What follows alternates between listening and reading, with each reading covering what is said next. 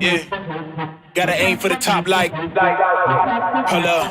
Yeah, I can never What's deal going on, myself guys? with Welcome back to another year. Deer season is starting next week here in Missouri, and we've been to work on the farm, probably the most we ever have on this piece of property over the 15 plus years that my family's owned it. But it's due to a little life change, I think. I don't know that I specifically said it last year, but I'm done playing baseball and I've acquired some baseball businesses. So baseball's still a big piece of my life, but obviously my day-to-day life looks very different. And that being said, over the spring and the summer, I was able to be home a ton more. So when I'm home, I'm here. So this year we came out early spring. We did a ton of TSI. We did a ton of hinge cutting. We did a prescribed burn in the timber, trying to kind of open up some more sunlight to the floor. And we've done a lot of work on the food plots in the past. You know, if you've followed along at all, the last 2 years have gone horribly in a couple of the plots. But they're looking better this year, and I've had a little bit more TLC this year. And the overall farm has had more TLC this year. So we did the hinge cutting and the burning in the spring. We've come and done, more work on the food plots throughout the summer, whether it be planting or mowing or disking or whatever. We get some great help from my friend and neighbor Aaron as well. And everything's looking pretty good going into this season. We've got a couple of bucks that are back from this past year. Unfortunately, a couple of them are still missing, but I'm still holding on hope. I've had some trouble with a couple of cameras here as I've gotten them going for the first month or so. They're back in the woods and they're cell cameras, and it's a cutting link system, so it's sending it to the one that's sending it to the phones.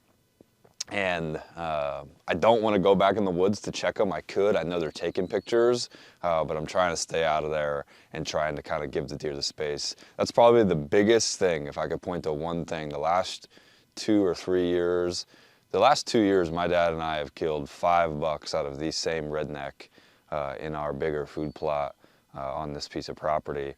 And the strategy has been to give them a piece, give them that woods, give them that sanctuary, build it up, make it better for them so it can house more deer, house more bucks, and then continue to build on the food plot system, My dad's totally stopped hunting mornings. I'm very picking and choosing where I go in the morning and when I go in the morning, and that has seemed to pay off a ton for us, and that's definitely a piece of the strategy here as we get back into this deer season. But the Big 8 is back.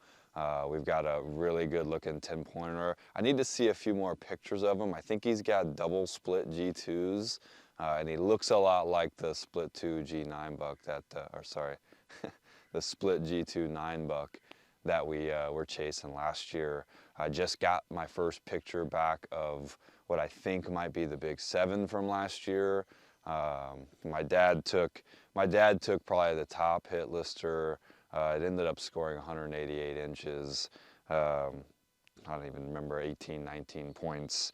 I took the Big Brow 8-pointer, really good looking buck from last year. And then again, neighbor Aaron also took a really good looking big typical 10-pointer off this piece.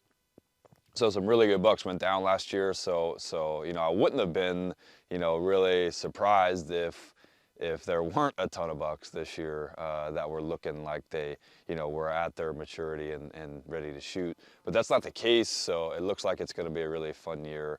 I'm really excited to get some new people up here this fall. That's definitely on the docket. I'm really excited for Kyle Hart to get back. Kyle sending me pictures yesterday of Elite 8 being back, and that deer is huge. Kyle's getting back. Kyle's got his new first baby here too that has joined the world this year. So definitely going to be a different looking fall and hunting season for him, but really excited for him to get home. We've got some new people kind of joining us too. Ty Wimsmeyer that you guys have seen a couple of bucks go down from Ty. Ty is now transferred and playing baseball at Arkansas, so congratulations to Ty. He made a big life change this year too. and got a few more people obviously that I'm trying to get up here, get a part of full count, full draw, and get on a deer up here in Missouri. I've got a lot of buddies basically that I've played baseball with through the years that live in some southern states that are either into archery, into hunting, and just don't have like a great place to go. So we're just trying to link up schedules, get people up here, get their feet on the ground in northern Missouri, and get them to experience what whitetail hunting during the rut here in Missouri can be like. So really excited for this year, really excited to share it with you guys. It's going to look a little bit different probably than years past, but we're going to make it happen, and it's going to be a fun year. So good luck to all of you guys in the woods, and ready to follow along.